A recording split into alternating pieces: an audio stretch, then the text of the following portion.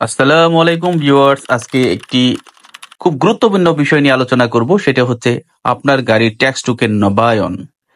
সেটা মোটরসাইকেল হোক বা অন্যান্য গাড়ির ক্ষেত্রে হোক, ট্যাক্স টোকেনটা আমরা দেখতে পাচ্ছি কিরকম।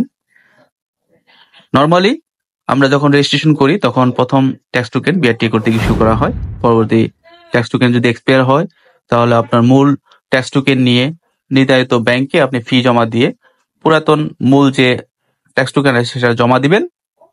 ব্যাংক আপনাকে একটি নতুন ট্যাক্স টোকেন আপনাকে দিবে। এভাবে হচ্ছে নবায়ন করতে হয়। এছাড়াও একটি সহজ পদ্ধতি আছে, সেটা হচ্ছে বিকাশের মাধ্যমে ফি প্রদান করা হলে নবায়নকৃত ট্যাক্স টোকেন আপনার বাসার অ্যাড্রেসে 7 দিনের ভিতরে কুরিয়ার করার মাধ্যমে প্রেরণ করা হয়। নর্মালি মোটরসাইকেলের ট্যাক্স টোকেন মেয়াদ থাকে 2 বছর এবং 10 বছর, এবং অন্যান্য গাড়ির ক্ষেত্রে আপনার 1 বছর মেয়াদ থাকে।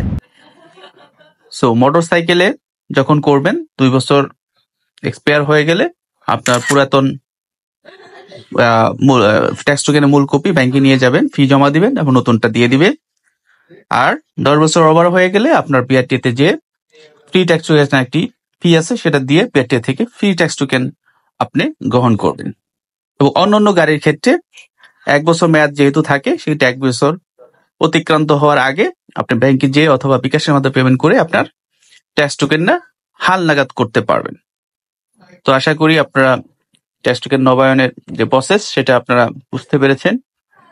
আপনার বিকাশের মাধ্যমে ফি প্রদান করে ট্যাক্স টোকেন পাওয়ার যে পদ্ধতি, সেটা একটা ভিডিও আছে আলাদা, সেটা দেখতে পারেন। Thanks for